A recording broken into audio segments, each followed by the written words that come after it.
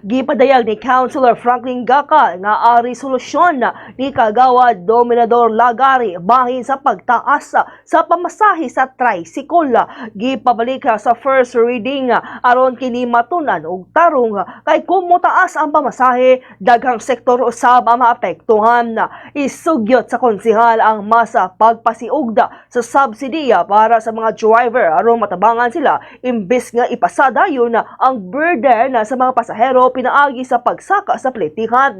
Miangkon usab si Kagawad Gakal bisan ang ubang nga pasahero nagdugang na lang og bayad tungod sa kaluoy sa mga driver apan nagipasiugda niya ang panginahanglan sa pagdinabagay tali sa gobyerno, drivers ug katawan aron magsagubang ang krisis sa transport sector.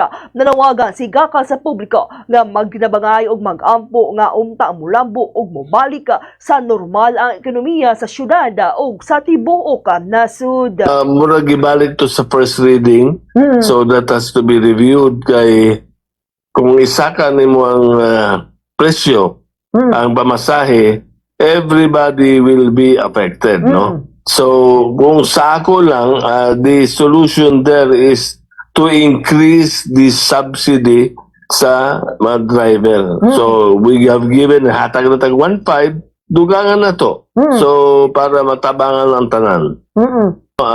Kabalutan, ano na tayong mga kaigsunan nga naluwi sa mga driver, so ang ilang pamasahe ginadugangan nila.